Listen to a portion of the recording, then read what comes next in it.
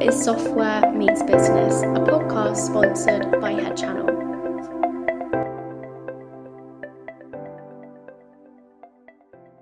This episode, we're going to be talking about PropTech and Fintech and lessons of entrepreneurship with Jeff VanNote, who is the founder of LoanLynx AI. I've got that right, Jeff? Yes, sir. You got it right. LoanLynx with a Y. There's a Y in there. Oh, okay. So, Jeff, can you just kind of get us started? Just give us a bit of background about how you started out. In the business or in technology? We can go for it all. In the business. It's interested in the business. Yeah. So my family has been in the mortgage business since the late 70s, early 80s.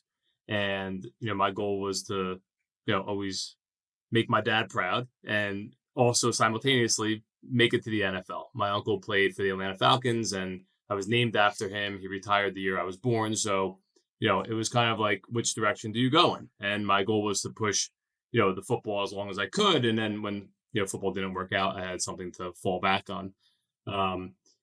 I literally started in the mailroom when I was 2 or 3 years old, at my dad's company. And I was literally everyone's kind of like gopher, like, hey, go get me a drink, go get me coffee, go get this loan file. And from there, that evolved into me becoming a teenager and my dad being like, look, like, you're not going to just sit home all summer and just train for football. Like, you need to get up and work and you're going to come work so I could supervise you. Right.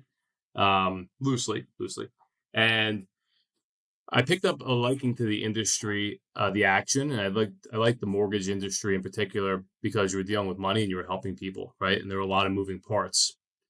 But very early on, I realized it was very fragmented and broken and run by salespeople that homeowners and consumers trusted.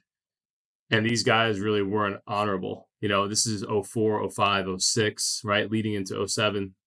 Yeah. So I went to playing college football in the Bronx, New York at Fordham University. And in 2007, I wanted to go and buy a house because I was watching mortgage professionals put people into loans with no credit, no income, no assets. And luckily, I qualified for all three. I had no credit, I had no income. I was a college student, and I had no assets. So I went to go and try and buy a property in the Bronx, which was a couple blocks up from where our, football house was. And I was doing the math and I was like, well, there's 9 bedrooms in this house. Everyone's paying $600 a bedroom. I'm like $5,400 a month. I'm like, I could live rent free, right? Like, how awesome is this? I'm like, but I need to teach myself. I'm only 20. I'm like, I need to teach myself how to be able to position myself to get this loan because no one's going to take me serious. I'm 20 years old. It's 2007.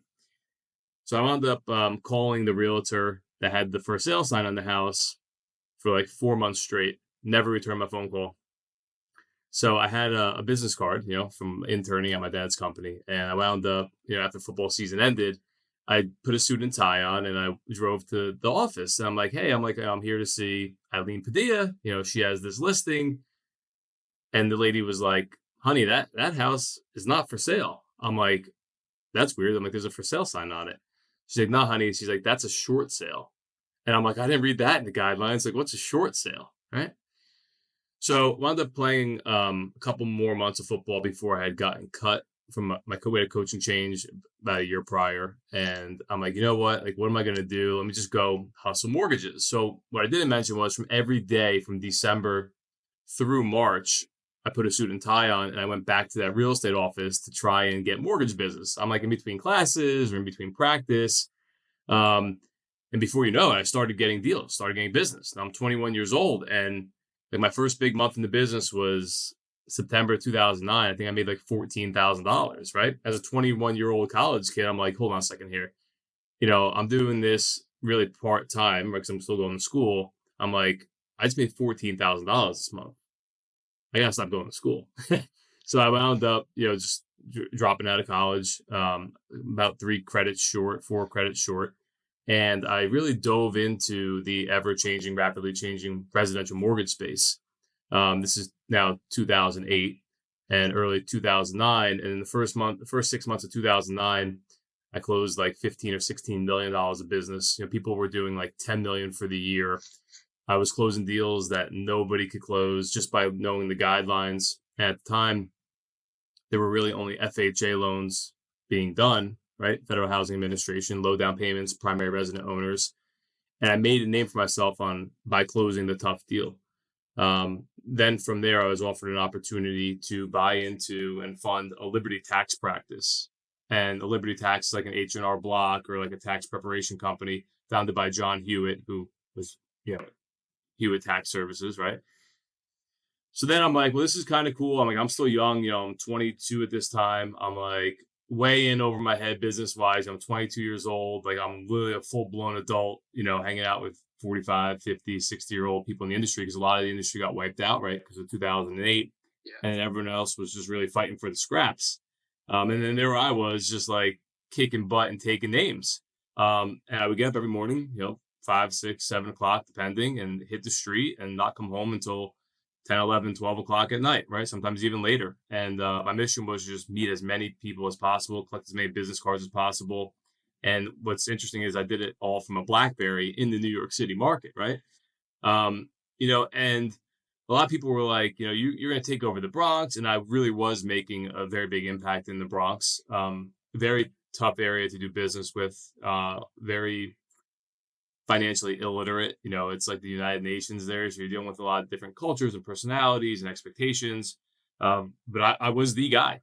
And 2010 came around and I'm like, you know what? I'm like, my partner Mario at the time was like, well, why don't we buy a building up the block and we'll buy another Liberty tax franchise? And he's like, well, why don't we think about buying a real estate brokerage? And I was like, well, that's interesting. I'm like, I would love to do this because I want to understand the psychology of the realtor, right? Like the only way to be an expert in anything is really being able to identify and understand all parties that are involved, specifically in a transaction, right?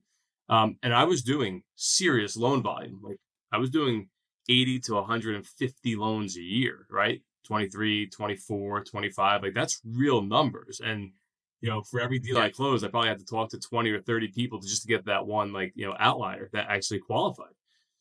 So we flew out to Colorado, bought a RE/MAX franchise, and then I set up kind of like a one-stop shop in-house operation in the Bronx where it was our tax service. It was our RE/MAX franchise. I put my mortgage bank in the back, and I lived up top. It was like a true like mixed-use place where I maximized, every square footage, for our benefit.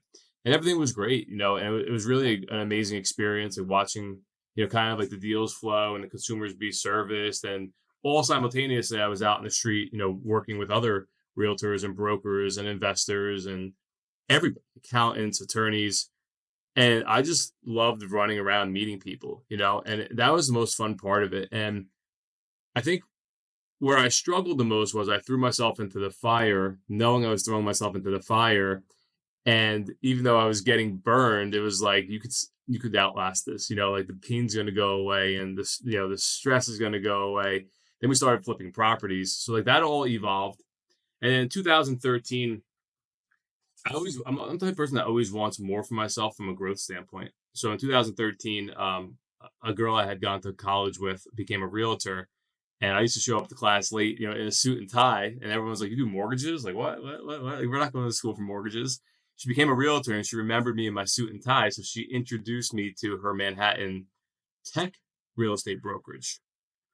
So I'm like, what is a tech real estate brokerage? Like, what tech? Like, what? Again, like, think about this. The BlackBerry and the iPhone had only been out for like 4 or 5 years at this point, right? So like Apple, iPhone, iTunes, like brand new, like still in its infancy stages. And I'm like, tech real estate brokerage?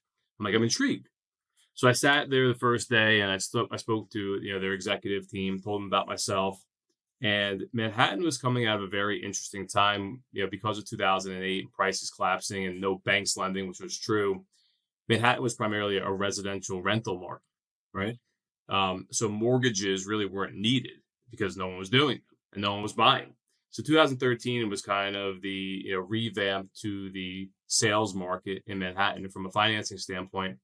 And I wound up doing a very soft partnership with the company, Highline Residential. They're still active today, I believe. And I was training anywhere from like 50 to 100 realtors per week. So I'd spend every Tuesday and Thursday there.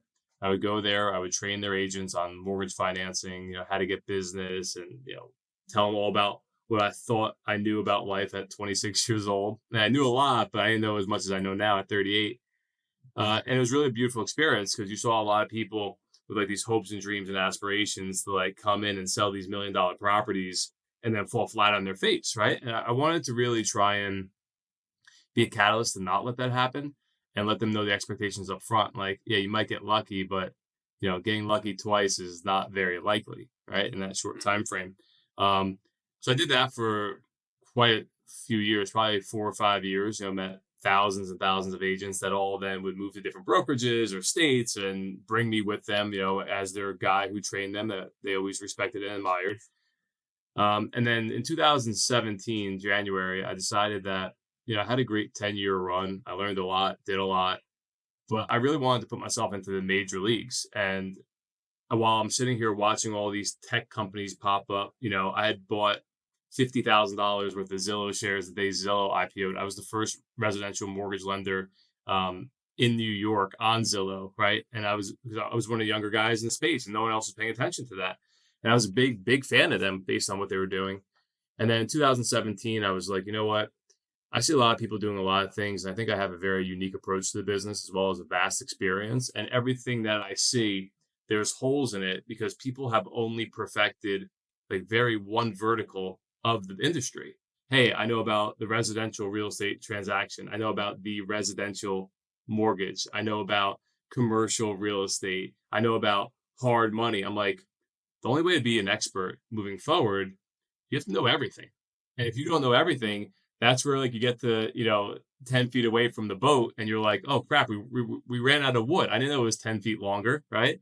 So I didn't want that. I really set out to be an expert since the day I got into the business. And that's when we launched our commercial mortgage brokerage and advisory firm and really dove into the alternative financing aspects. And then that's also when we launched our first app called Homebuyer Huddle.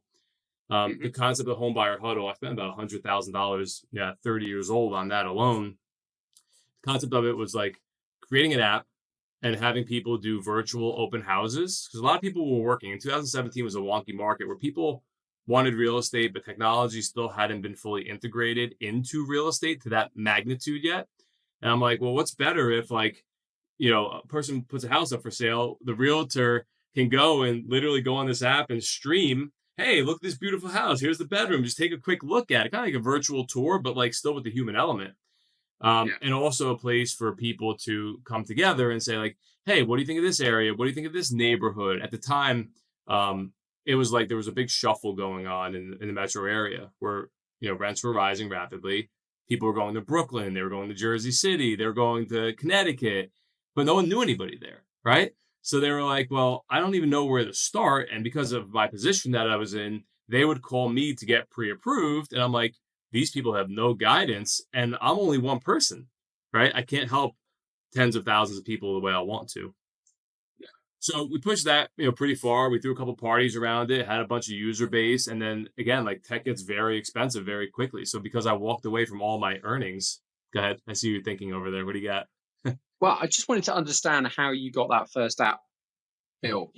Like, did you know who to go to find the developers for that? Or? So I actually used the CTO from Highline Residential, who was the real estate tech firm from 2013. He did all my websites, all my tech, because I was like, listen, I don't know where to start. And he brought somebody in, that he had worked with.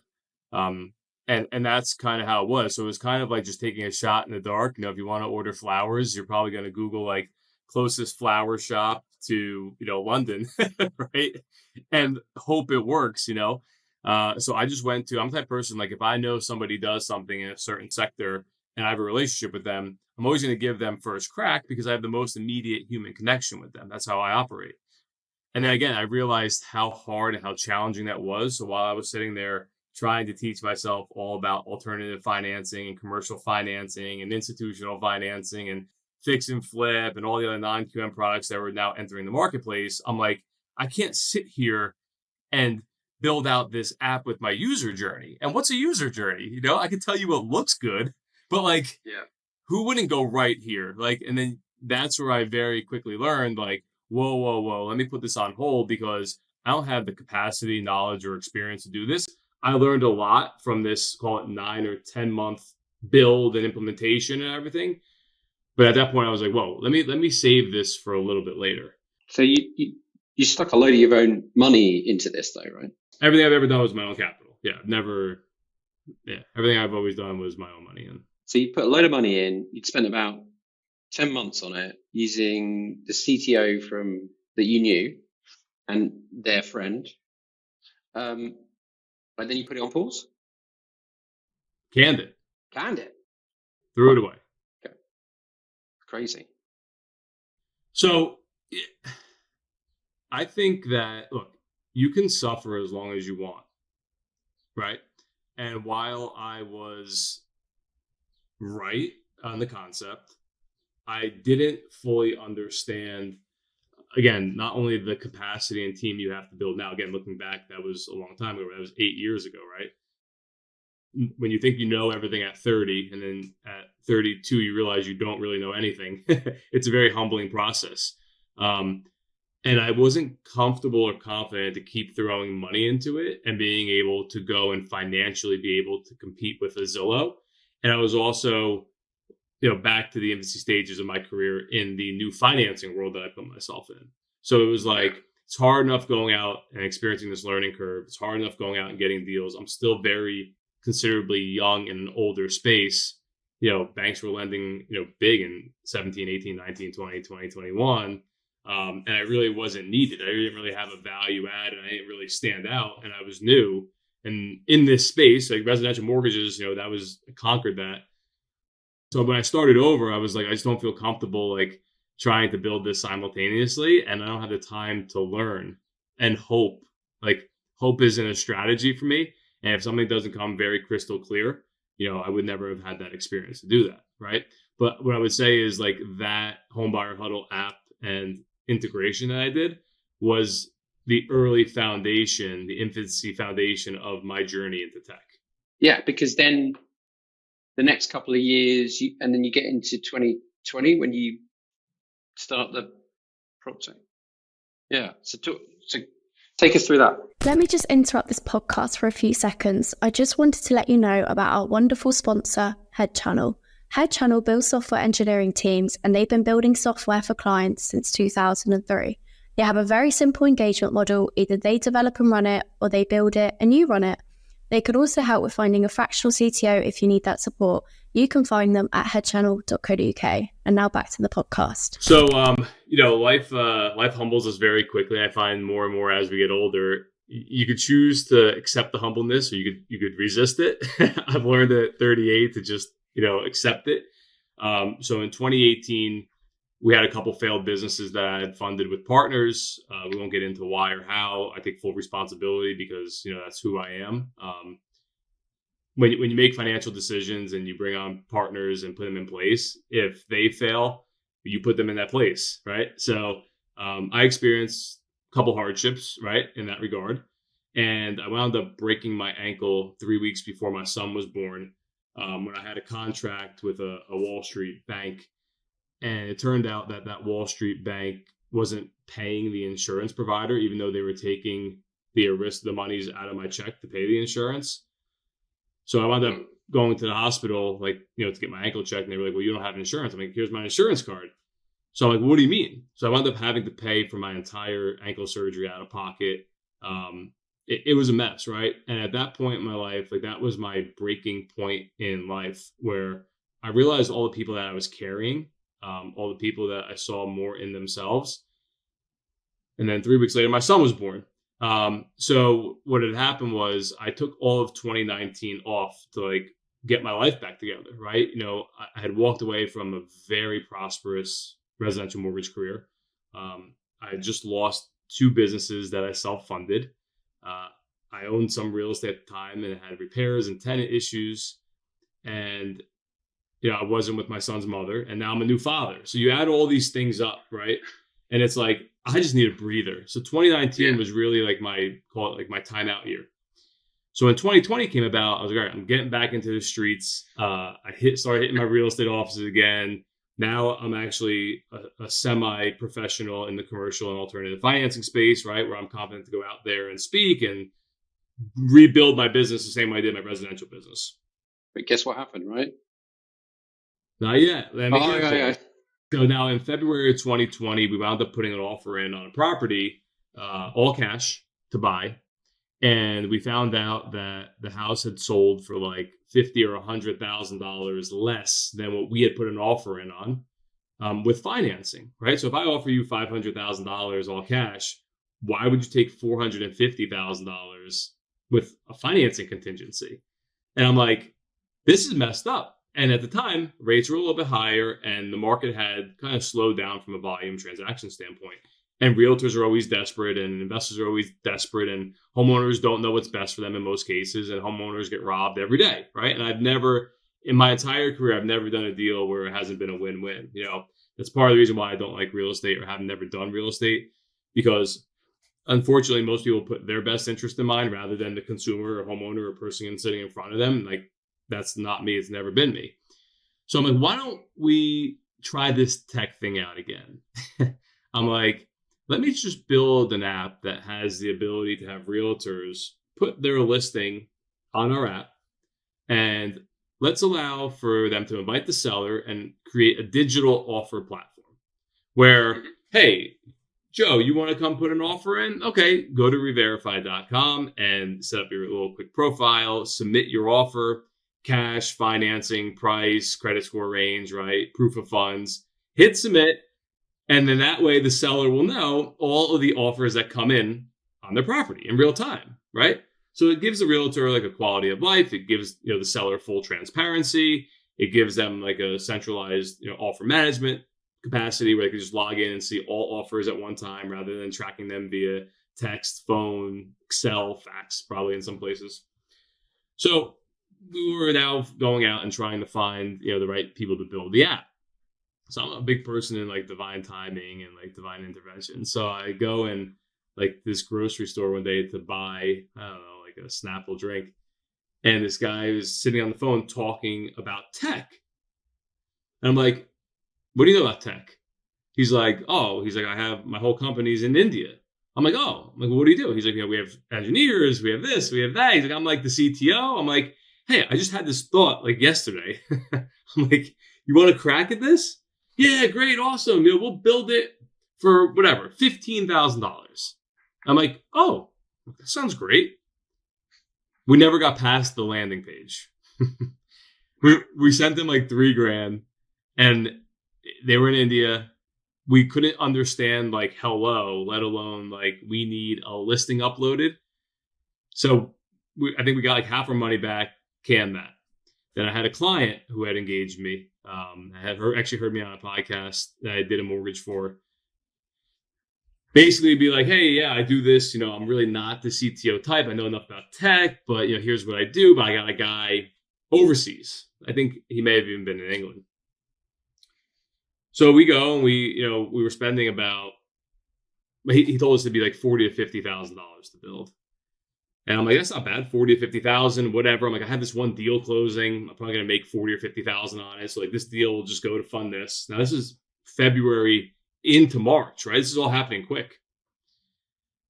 So all right, we commit. Literally the day we sign the contract, this thing called COVID comes out, right? Everything gets essentially shut down. And the deal that I'm supposed to close, the alternative funding source pauses funding for 100 days. The deal dies, and I lose that $40,000 or $50,000 commission. Right, so I have like $100,000 swing on a dime in the blink of an eye. So I'm like, all right, well, listen, you know what? We had nothing but time, right? This COVID thing, I'm thinking it's going to last like 30 or 60 days, and I'll get back out there. As you know, COVID lasts a little bit longer than that. So we started going through the process, and I very quickly realized there was an alignment in the industry, in the space, in the culture, in the mentality.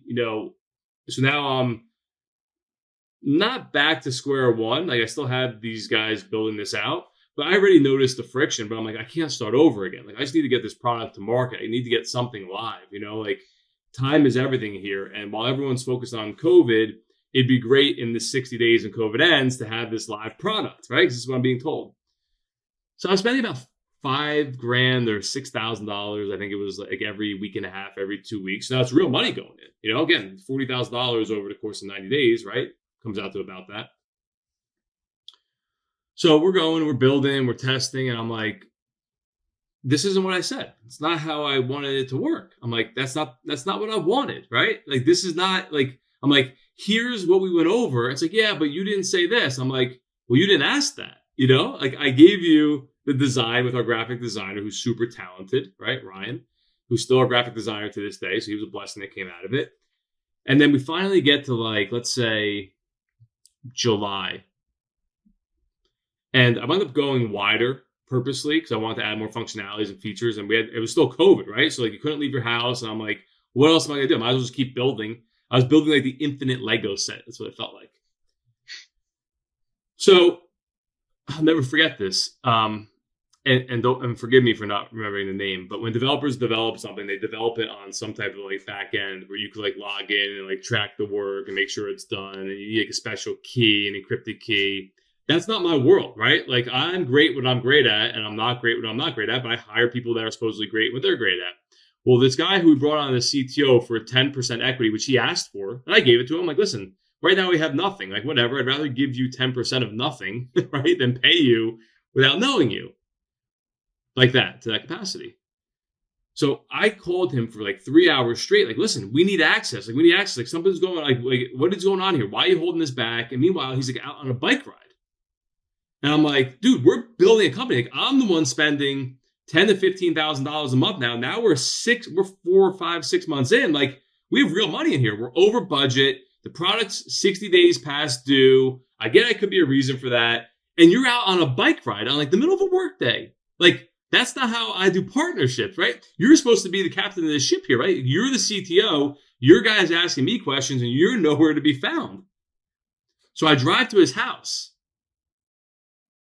And I'm like, dude. He like messages me from the Ring, like, get off my property. I'm like, dude, get out of my company. Like, give me my information. He's like, if you don't get off my property, I'm calling the cops. I'm like, okay, you're messing with my livelihood now. You decided that you want to be involved in the project. I asked if you knew anybody that did this. You took that role on because you knew of what our potential was.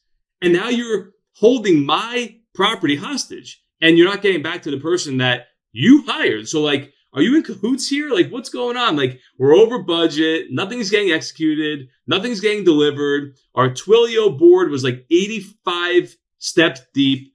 Like, I don't have time for this, right?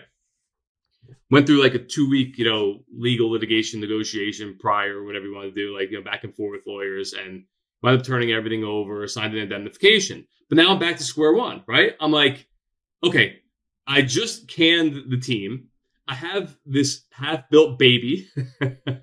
I'm like, now what do I do? So I call my buddy up at Google, and I'm like, Chris, listen, I need help. I know you do some tech work on the side. I know you don't really do startups. So they wound up introducing me to the team out of Jordan and Dubai, Optimum Partners. And I hit it off with the CEO, the founder, Marco, the co-founder, Marco, day one. True gentleman, shrewd business guy, amazing. And like, I was to the point where I just needed somebody. And because they came referred by somebody that was one of my best friends in life, like growing up, that's in Google in the space, I decided that they were the right fit, right? Because there was an accountability there. Like, you guys have worked with them, you trusted them. And I signed the agreement solely based on my belief and energy with Marco, the founder, the CEO, the business guy. And they were like, first call, I'll never forget, they were like, well, we have to start from scratch. Oh, no. And I'm like, scratch what? You have to start from what? They're like, we can't build on this. It wasn't on the right infrastructure. We literally have to start from scratch. And I'm like, that's what every software team says always. Not necessarily true. Now, again, so if I'm the type of person, like, if I'm hiring you as the expert, right, I have to trust you. I can't pick and choose when I trust you as the expert because I have no way of validating that. So now we go back to the drawing board and they're like, look, we're going to need $90,000 over the next, call it 5 months. Now I'm already, call it 65 to 70,000 in, just lost $100,000 in the home buyer huddle, right? So now, but like, it is what it is. Like, I believe in it. And this is like part of the process. I'm like, third time's a charm. So we wound up, spending times on, morning Zoom calls and reviewing everything, the Figmas and all that. And we wound up getting the successful product launched. I think we wound up getting it fully live. I don't know. I think the first rendition was someone in 2021, and then we wound up going like fully robust in like March of 2022, right? So it really took 2 years to bring a full working product to the market. Now, at this point, we were as wide as possible. We had an educational library. We had, a member directory. We had a full transaction management blown out. We had a schedule of real estate owned. We have a full operational way to do real estate, right? So along the way, I'm like, look, the time zones don't work out, right? By the time I wake up at, let's say, 7, 8 o'clock in the morning, I have emails from 3 hours ago. Like, you're asking me to send emails and reply. Like, we're working in different, synergies. Yeah. Then there's a cultural barrier. There's a language barrier. And what I said to them was, did you guys put your B team on my project? Because I'm the captain of this ship now, right? I'm telling you what has to be done. And every time I went with what I knew had to be done, I was met with friction and resistance. And a lot of it was cultural. And a lot of it was, I think, just lack of understanding of the United States real estate world, of the industry. And I get that being an expert in 2 different fields, I'm in real estate, they're in tech. There should be some synergy. But at the end of the day, the person that's paying for the tech and developing the tech needs the tech to flow the way the industry is done. I don't care if you've never done it like this before, right? We're trying to create something that's never been done before. So that was a little bit of that process, to be honest. Again, beautiful experience, great learning experience. And I think I knew early on, I wasn't the person to handle that, but I didn't have anybody else. And I wanted to teach myself the A to Z and be able to share with other people along the way, where I made mistakes, what I could have done better. But I also didn't know the fruition of the vision, and I wasn't crystal clear on really what was needed. So I wasn't about to come on and bring somebody for any more money. I already had spent so much money to handle what I thought I could handle, right? So I'll pause there, see if you have any questions or thoughts. Well, it's always difficult if you haven't got someone who's got that technical background to walk with you. But it sounds like you didn't, at this particular point, you didn't really have any choices. So, what I was afraid of? I was afraid of constantly bringing in people and constantly having a revolving door in that space, right? So my goal was always to push it as far as I could on my own, and then bring on a heavy hitter that has a track record, is proven, isn't somebody trying to make it, isn't somebody trying to come up, right? Because in my career, I was already up here. So if I had to bring somebody on that was trying to be the next CTO of a major enterprise, that doesn't work. That didn't work for me, right? This wasn't a joke. This wasn't a passion project or a hobby. This is a business, right? And I think that's where, because of the bad experiences in the past of being overpromised, underdelivered, and all the other things I went through, I also look at from a value standpoint, I'm not a CTO, but I know a damn lot right now based on my, now 5 years of doing this. And I also know what's right and what's not right at this point, right? So just talk us through going live, going into production with this platform. Live to the market? Yeah. Oh, it was amazing. So we kicked off our first live seminar at Goldman Sachs, all in the top floor. And we invited 25 people to do a roundtable mastermind. And we grew quickly. We grew quickly, but I was also purposely holding back the growth because we don't have a support team. I'm the support team, right?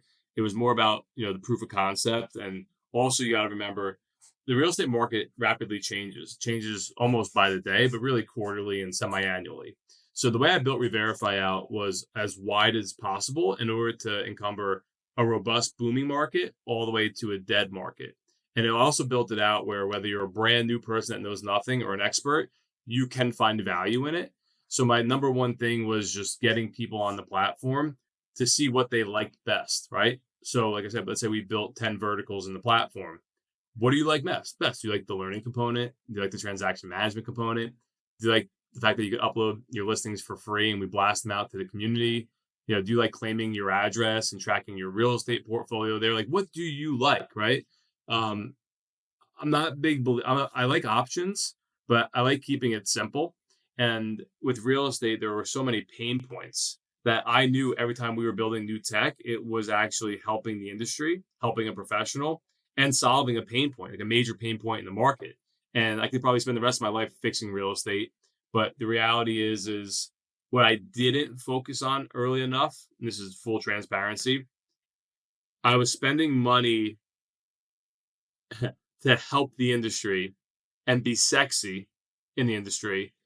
I wasn't spending money to make money. And that was the biggest mistake and the best lesson that I learned now from our new tech provider. You can spend as much money as you want to be cool, sexy, and help people, but it's a business. So you should be spending money to get something live, a working product, and then spend a lot of money to make a lot of money while still helping the industry. And that's where I went wrong. So that brings us kind of a bit more up to date, doesn't it? So the team that you had in Dubai, you went live with the product, but did they stay on to do support? Yeah, so they're still the tech provider for Reverify. We don't have an active engagement in place now because it just runs itself, and I haven't been pushing it. It kind of has our user base. I mean, look, we had 600 or 700 users in the first 6 months, right?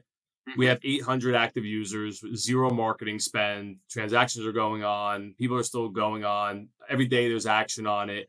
But because I didn't fully configure the full monetization component of it yet, I'm not going to go and push it and dump more money into it. And LoanLynx actually was the springboard out of Reverify, and Reverify owns LoanLynx, right? But to answer your question, so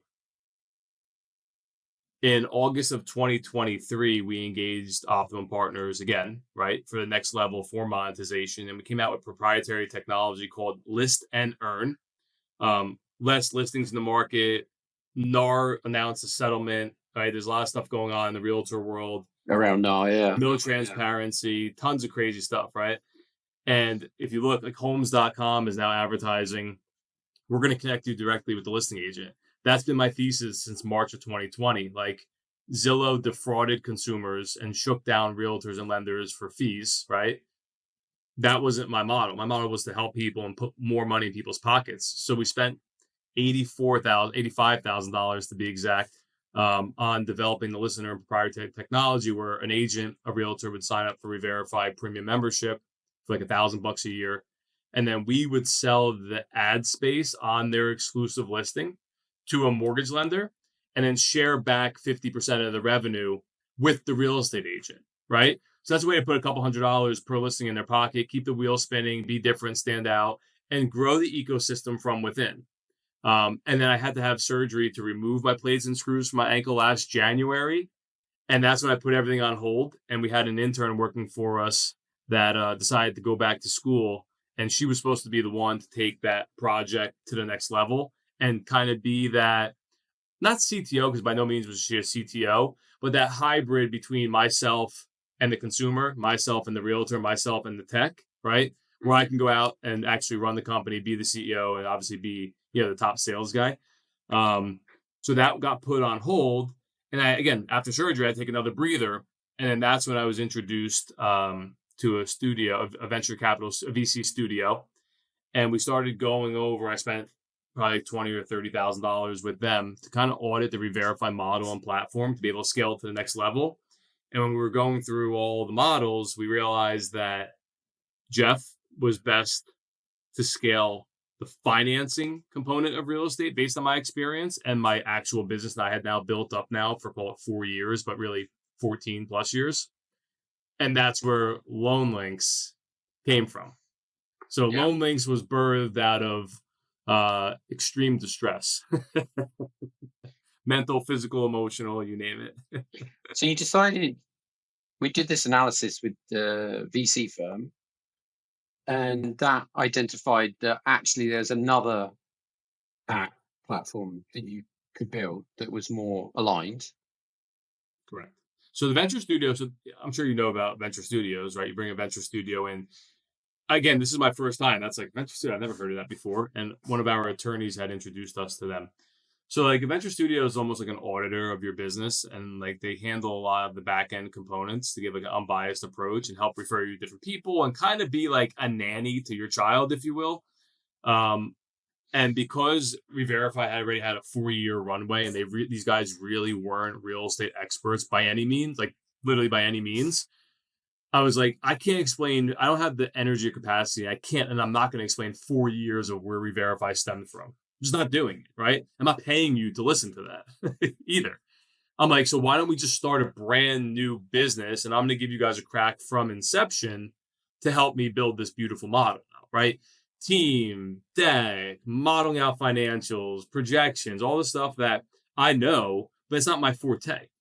And they were the ones that introduced us to Altar.io. That's our new tech provider out of Portugal. And from the first call, I knew it was a match made in heaven. There were no questions asked. Absolute gentleman, professional, clean, crisp, experienced, track record. So I've been probably the most fortunate man in the space. And they serve essentially as my CTO, Daniel, who's one of the founders and the CEO. Has become a dear friend of mine. And I'm forever grateful for that. But I had to go through those learning experiences, lessons to realize who wasn't the right fit. And the moment I met the right fit, contract signed, done deal, loyal. I will never do a project in my entire life where Daniel and his team aren't involved ever again. That's good. You found the right team.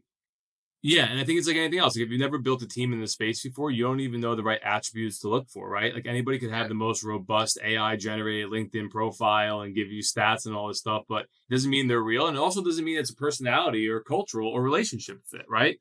And I think it's no different than dating. The problem is with like dating, for example, you could date as long as you want. Like you don't have to get married. You don't have to do all these things, right? In tech, you have your idea. You got to get that baby up and rocking, right? So your dating phase has to be rapid and condensed, and you better hope you make that right decision on who you're marrying. Otherwise, you're going to have too many divorces before you have that beautiful marriage. Well, speaking of that, I suppose, what are the differences that you notice in this new relationship opposed to the old one? What were some of the things that you realize now, maybe questions you should have asked, or responses, that expectations, or? Like for any person that's listening, that's a founder that failed, like I give them kudos for even trying. Yeah.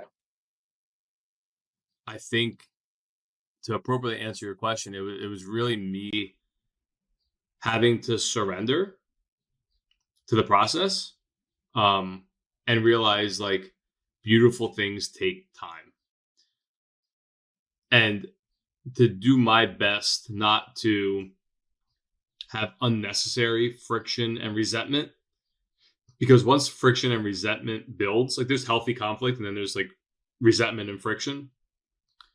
Like once something's done, I don't care how much money you have invested, like let it be done, right? I think that's where I was at with the team. A lot of the team that was assigned from Optimum Partners, right, was like, you guys told me you were going to do this in 2 weeks. It's now 4 weeks, right? Like I have plans. I made posts. I made announcements. And like, I don't know, like, okay, you should have just said 4 weeks. Don't tell me 2 because you feel pressure to want to tell me 2.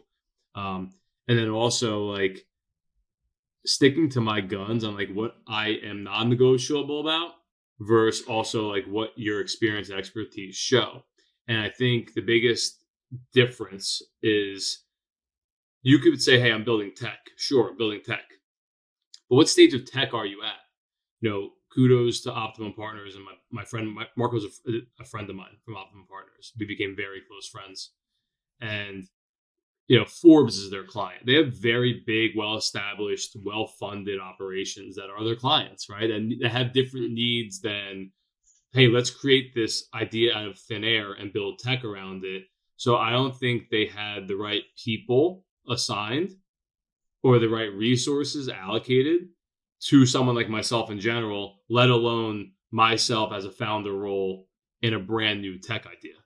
Yeah. So Altar specifically focuses on MVPs and startups from scratch. Yeah. So that's like, you have your seasoned professionals.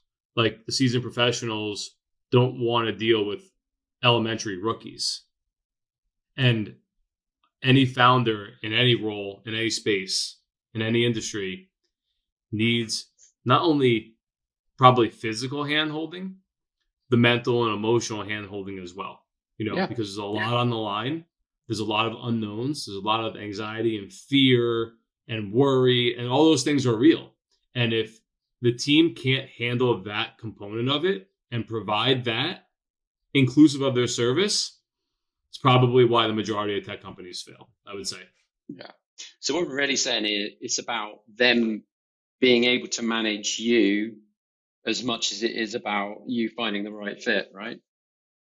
I think absolutely. Yeah, absolutely. Because again, like in my world, it's like me helping you out with financing when you're buying a $10 million building, for example, right?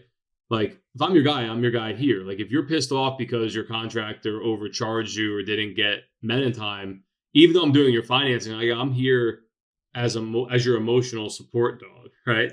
To hear you out, right? Like we're in this transaction together, and there is stress, worry, fear, anxiety, emotions run high, highs, lows. Who knows what else is going on in someone's personal life, right? Yeah.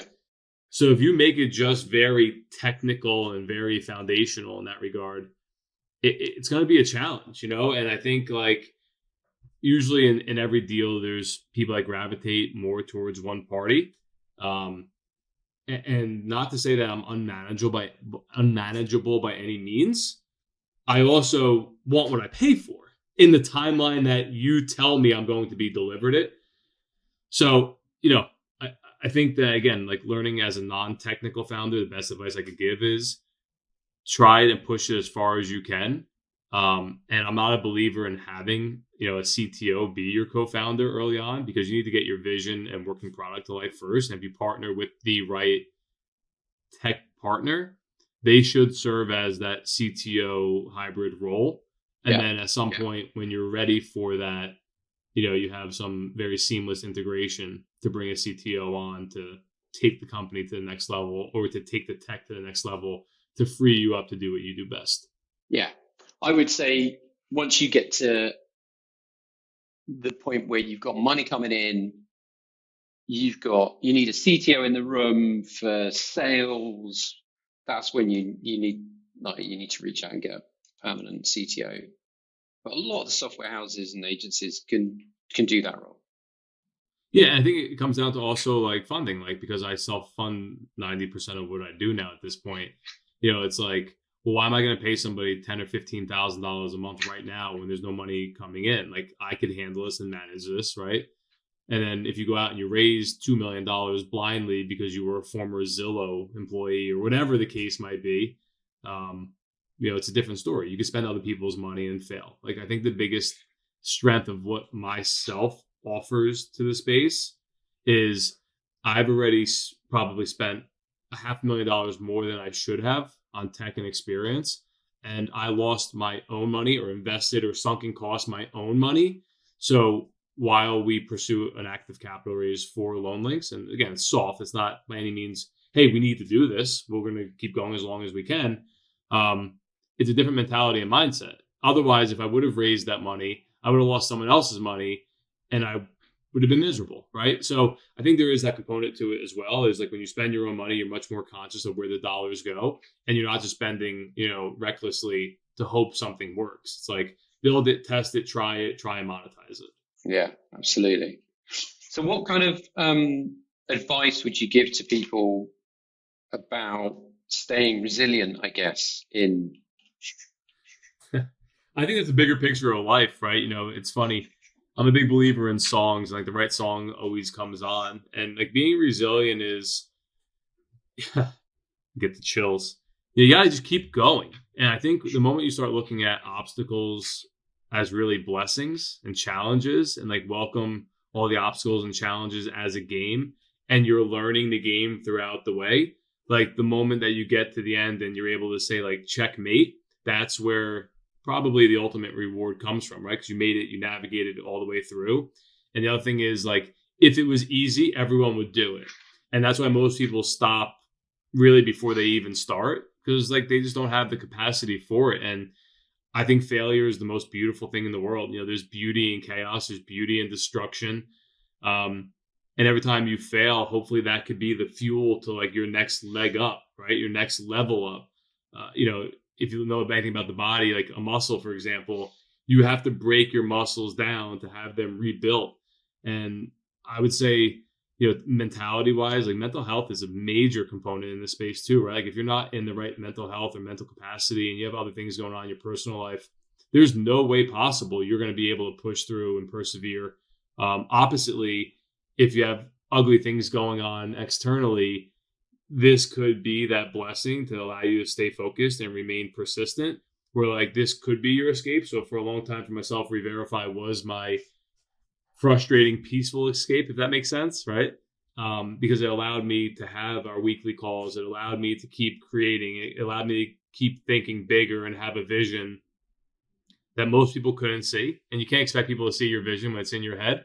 And I think there are so many people out there that want to root for you and want to cheer for you and admire you creating something out of your head and bringing a tangible product to the market.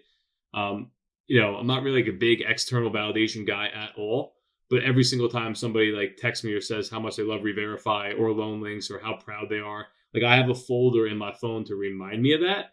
Every time somebody complains or is a naysayer or, leaves a stupid comment or has their own opinion that really isn't backed by fact or experience, it's always good to have that outlet to go to remind yourself, hey, we did this, we accomplished this. Like very few companies get to the point where they're self-funded and they're alive 5 years down the road. So, putting that into perspective, if you asked me 5 years ago, like where would Reverify be? I probably would have said by 2025, I would sell it for $1 billion. Definitely not doing that this year. But that's the reality of it, is keeping and staying focused. And everyone looks at getting to the end. And what I've found is like being where my feet are each day and enjoying each step of the journey has been the most rewarding, not looking fast forward to, what the exit looks like or what the sale or what the dollar amount looks like, just enjoying each day with it, and there's nothing more rewarding than like watching my son run around in his like LoanLynx hat or Reverify shirt because he's proud of it, and he knows what it is. So to watch him grow, he's 6, to watch him grow simultaneously alongside of my tech baby, it's been the most beautiful thing in my life. Yeah, it sounds really, really good, and some really good tips there to stay focused and not let it get to you.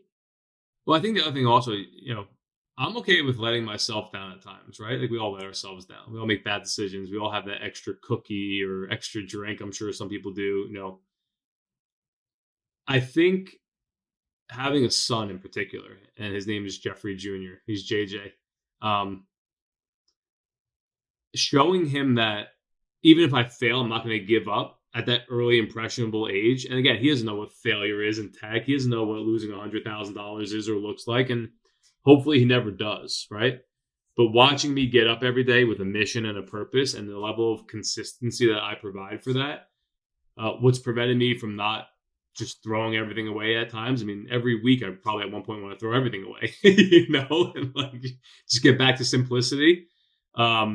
He's probably the driving force on why I don't do that, because I don't ever want to be asked, Daddy, what happened to LoanLynx? What happened to Reverify? So that's that added fuel, and I would never give up on this because this is where I know I'm destined to be. Like I feel it in my heart. But he's that added fuel and that backstop to keep going every time I think about just falling backwards. Yeah, that's great. So one final question. Are you still a startup or are you now not a startup? That's a good question. I think that's the $1 million question everyone asks. At what point does an MVP become a startup become a company? It's funny. I'm like, what is a startup? It's a business, right? Like whether you're starting a bank or, you're building a house or you have a laundromat, right? Like technically every company ever that was founded was a startup at one point. Listen, we're a company. We're a company for profit, for revenue. And I really don't like that word startup because it sounds very amateur and rookie-like, and I think bringing it back to, my journey is It's a very humbling experience being a very strong, well-known expert in the real estate financing world, specifically in New York City, but then also being like the David startup going against the Goliaths, right? The Zillows and everyone else. So listen, we're here for profit. We're a company. We're here. And I think people need to get away from that startup mentality and plan and prepare your business like being that multi-hundred or multi-million or multi-billion or even trillion-dollar company today. And if you set the infrastructure of your company or the mindset and vision of your company like that day one, you don't have to go through those startup phases. You have a startup process, but you got to start thinking about day one monetization. That's been my biggest shift. It's good. So, Jeff, we're kind of out of time, but I've just got to say thank you so much for being a great guest and sharing so much, so transparently with us. It's been incredible. Yeah, I know my journey is hopefully about inspiring people. And I would say, like, if there's one person that listens to this all the way through and just keeps going or says, you know what, like that really clicked or that really hit home, or, hey, I failed, then I've been sitting here with guilt and shame and I hate myself because of it. Like, stop doing that. Get back up on your feet, reach out anytime. I'd love to hear from everybody that listens to this. And if I could give any value to anybody, that's what I'm here for. That's Can't truly stop generous. pouring out to other people. Truly generous. Thanks, Jeff. I really appreciate it. Thank you. Thank you for listening to this episode of Software Meets Business, the podcast sponsored by Head Channel. If you enjoyed this episode, please leave a rating and review on your preferred platform.